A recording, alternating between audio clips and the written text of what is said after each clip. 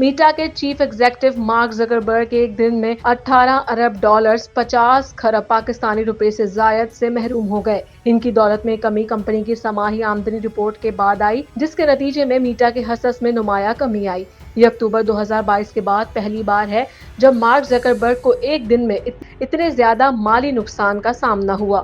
حیران کن بات یہ ہے کہ جنوری سے مارچ 2024 کے دوران میٹا نے سرمایہ کاروں کی توقعات سے زیادہ آمدنی اور منافع کمایا، مگر اپریل سے جون کے دوران کم آمدنی کی پیش گوئی کی۔ مارک زکربرگ کا کہنا تھا کہ کمپنی کی جانب سے آرٹیفیشل انٹیلیجنس اور میٹا ورس پر اربوں ڈالرز خرچ کیے جائیں گے۔ انہوں نے بتایا کہ اس سال ان شعبوں پر 35 سے 40 ارب ڈالرز خرچ کیے جائیں گے۔ اس اعلان کے نتیجے میں میٹا کے حصص میں کمی آئی اور مارک زکربرگ بھی اربوں ڈالرز سے محروم ہو گئے۔ 18 ارب ڈالرز کی کمی کے باوجود وہ اب بھی 155 ارب ڈالرز کے مالک ہیں، مگر اس سے ایلن مسک ایک بار پھر دنیا کے تیسرے امیر ترین شخص بن گئے ہیں۔